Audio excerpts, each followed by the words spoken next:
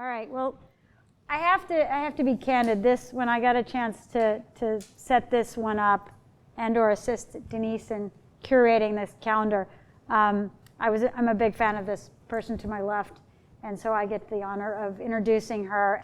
Amina combines neurolinguistics and neuroplasticity with peak performance coaching to help people uncover, understand, and reconcile blocks, and then create permanent change. Well, let me set the stage first. So this talk is about reaching peak performance and creating permanent change. So what you'll learn today is what peak performance means from a neurological perspective. What are 3 ways that you can actually create permanent change? And finally, how you can implement that change yourself. So those are the 3 takeaways. And my work is sort of at the intersection of working with people and their belief systems and neuroplasticity. I've worked with a lot of people, and I was working with a woman who was very high up at one of the most famous social media companies you can think of, and she had a really hard time making decisions. And she would say, she would shake and she would say, like, I just feel like I'm in trouble. And she'd always have this thing around getting in trouble. And she's like this adult woman, like number 2 to the CEO, like, honey, there's no detention, right? But she would just get really freaked out. And she had this belief that if they don't like me, this is like a childhood belief, I'll be in trouble. And so she could never make really big decisions of like firing people. It would take her 6 or 7 months. And after figuring out her core limiting belief of like, basically there's something wrong with me if everybody doesn't like me. Well, she was just really deeply afraid of being abandoned. And so her fear of abandonment was stronger than the performance value of her job. And once she got that right-sized, she was able to make decisions in a really rapid fashion. Decisions that took 6 months, she was able to make in a couple days. And so most of the time people will come to me when they've read XYZ framework and they're really frustrated that they don't know what the root cause is. And so I help people find the root cause. Who's not familiar with neuroplasticity? Never familiar with it? Okay, so previously, like in psychology, what they used to say is when you become an adult, your brain's formed, there's nothing you can do about it. And then in 1948, some guys in Europe were like, hey, actually, turns out your brain's kind of plastic. You can change some things. You can actually rewire your brain. And so that's what neuroplasticity is when you have a difficulty or a trauma and you actively work to rectify that trauma, get to the source of it, and essentially reframe it, your brain actually stops firing in a traumatized way. And it unlocks and your neural pathways change. I grew up in a really anxious home. My mom was super anxious. My dad was completely unavailable. Every morning I would wake up and I would just like look at people and say, oh my God, like I didn't know this, but I unconsciously, like what are they thinking? Do they like me? I felt stupid. I felt ugly. Every day was like, who's gonna hurt me? What can I say? How can I look this, that way? And it was a miserable existence. Permanent change happens in 3 ways. The very, very first thing is that we have to really get a sense of what our beliefs are. Beliefs are really crazy because they're our lens of the world. I was working with a woman who's basically like a supermodel, and she believed she was really ugly. And so when guys would approach her, she would like be standoffish. And of course, what you guys know, if you approach a beautiful woman and she's like blowing, standoffish, are you gonna think it's you or her? Right? You're gonna think she's not into me. And she's like, nobody approaches me. And she'd never had a relationship. And she was well into her 30s. And this is an adult, successful, beautiful woman. And we started to do the work, and she was like, well, you know, I just can't find a good guy. And it's like, that's a belief, like what, you know? And we got to some really core, deep places. And what we found is that she had some trauma that was so debilitating that it was easier for her to believe that she was ugly than to face the trauma. Her dad had molested her, had done some really awful, violent things to her. And so as an 8-year-old, she shut that off. She couldn't remember. She couldn't remember, but she made up that belief. And that's what beliefs are. They're a view of the world that we hold that may be true, may not be. But usually if it's negative, it's untrue. The only thing that children are afraid of is falling. So any other fear or belief you have is a belief. I'll give you another example. When I was growing up, my heritage is Afghani, but I was born in Pakistan. And, you know, like my father was this like CEO, misogynist guy who had mistresses and, you know, girlfriends, and was married to my mom. And one day I went shopping with him and one of his women, and we were shopping and we were rug shopping. And, you know, like I felt like he bought the whole store, but he must have bought like 7 rugs. And the owner of the store was so unbelievably excited, he gave us wool gloves, me and his girlfriend. And these gloves were everything. They were white and pink, and I just loved them. And it was like, these gloves are amazing. And this woman looked at my dad and said, I want her gloves. And he's like, give her the gloves. And I'm like, no. And he's like, give her the gloves. And so I gave her the gloves. And in that moment, 7 years old, I made a belief that I'll never be as important to my dad. And that his mistress, was more important, right? That his work was more important. So how that manifested in my life is I dated CEO type of guys that, guess what?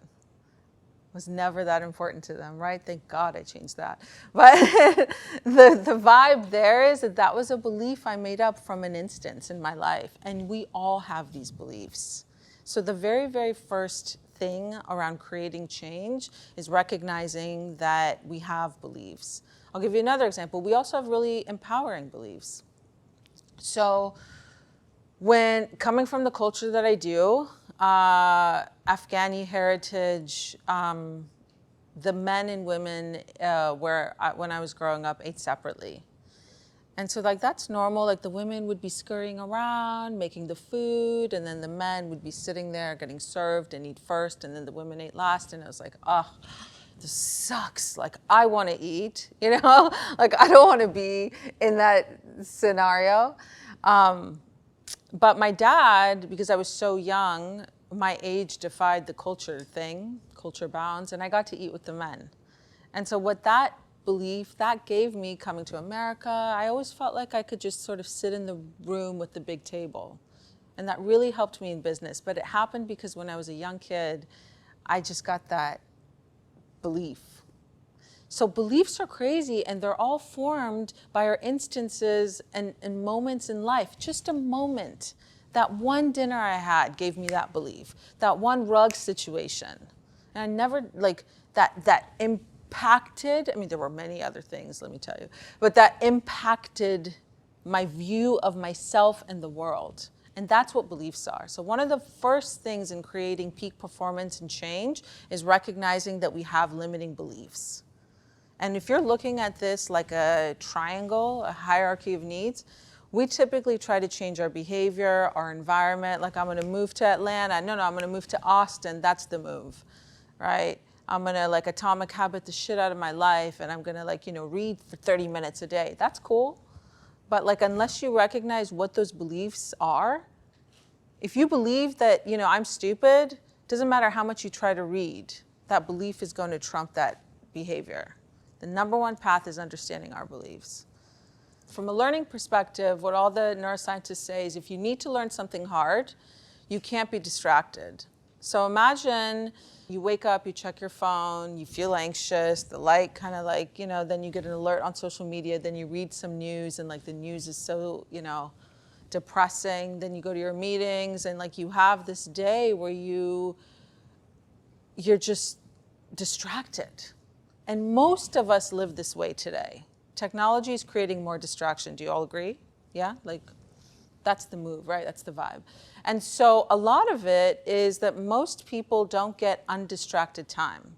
But the advantage to that is that most people don't get undistracted time. So for the people that do give themselves time, 2 to 3 hours of undistracted time, two things happen. Velocity of your learning increases and retention increases. The rate at which you can process goes up. So this is peak performance right there. It's never an accident. You look at an athlete, you look at an artist, you look at these people that are so intentional. They put the time in. Think about it, if you're constantly distracted, your neuroreceptors can't latch onto anything because they're going boop, boop, boop, boop, boop. But when you have undistracted time, it's like you start getting into a flow state and this membrane starts forming around your neurons. Your neurons is just a brain cell. That's what it is. And your brain cells tell your body what to do. That's all that is.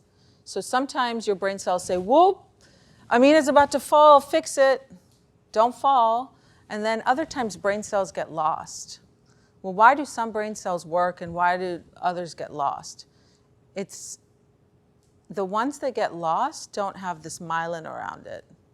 And so when you have undistracted time, your neurons start getting myelinated, and when you get myelinated, the velocity of your learning and growth shoots up by 1,400%. That means you learn at a fast velocity. So rather than your neurotransmitters going through your body, it's just like, this is really true. They jump over because they're so strong, they're so myelinated. So that's why undistracted time really matters. So what we have to do when we're doing deep emotional work is she's sitting there, takes about 60 minutes to get out the core of what's really wrong. And then another 90 minutes to help reframe it. And so when you reframe it and you spend that 2.5 hours of time really diving in deep on one topic, if I said to you, I'm so serious, what's your most difficult challenge in your life? Some of you might say it's women, some of you might say it's math, some of you might say it's my mom, my boss, whatever. Or, you know, whatever that core thing is, I promise you, you spend 2.5, 3 hours just on that topic, discussing it, meditating about it, journaling about it, just being in that moment, you will have a reframe. And you're slowly creating myelination around that neuron, which then creates that level of peak performance. So the second piece around neuroplasticity and change, first is understanding what you need to change. Hands down, half of us don't even know what's wrong. Like if someone really says, how are you feeling? You're like, oh, I'm good. It's like, well, how are you really feeling? I feel scared, I feel anxious, I feel alone, I feel lonely. We have to know what our beliefs are that are driving us. The second piece is give yourself that time. And then the third is reinforcement. So consistency is also really, really important. And you can have that consistency through meditation. What they found in neuroscience is that for people that meditate, their prefrontal cortex, which is your logic center, grows and gets bigger.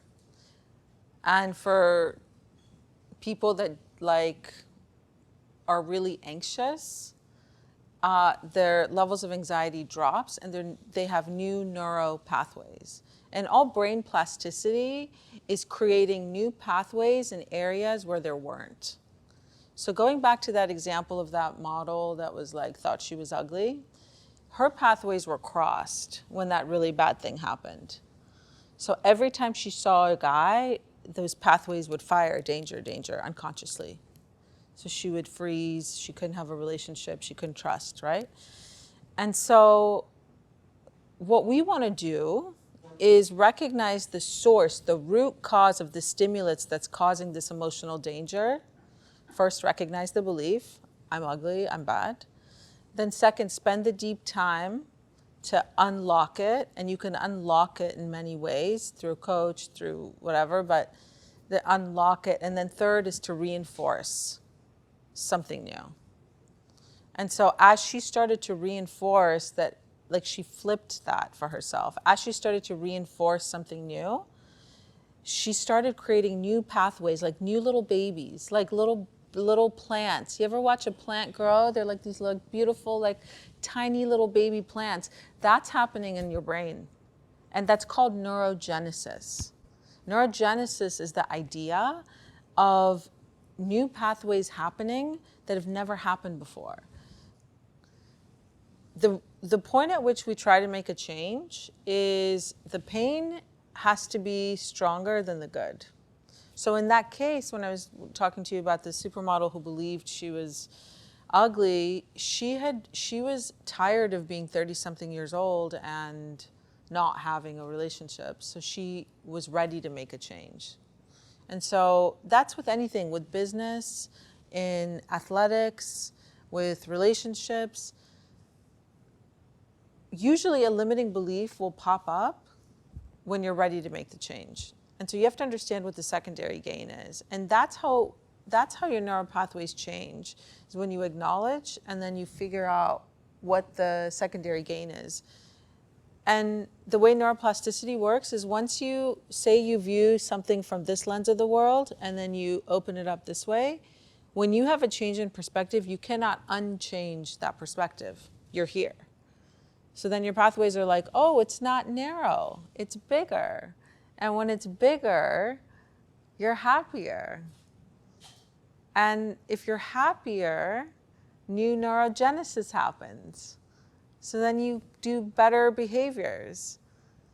And then when you have better behaviors, it's kind of like that rolling effect. So peak performance is truly about getting to the root of what's preventing the peak performance.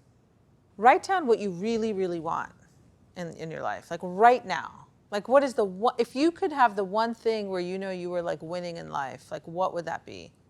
And then ask yourself, what is it that stops you? Like what is it that stops you?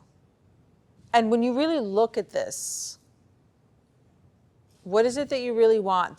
The end goal of what you seek, your desire state, and your current state of why you don't have it, that's your bridge to peak performance. That's your work. Because whatever you think is stopping you is likely a belief. And then think through, what do you need to do to create that? The responsibility we all have is our actions. And that's what creates change. And everybody is in charge of their own actions. So whether it's being from Afghanistan or having a misogynistic father, being told you're not good enough, or rising above, or whether you guys are grew up in a nice home, but there were some inequalities or whatever, what we're responsible for today is our actions. So what actions can you take today to solve this issue, to help you reach that state of performance? And then, if all we're focused on is action, then our stories are exactly the same. Because there's a problem and we want to make a change and we're responsible for our actions.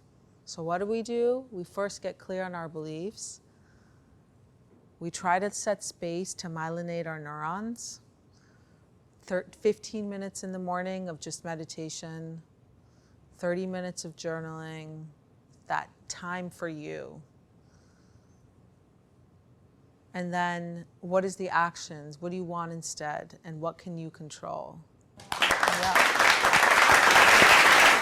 And we did it right on time.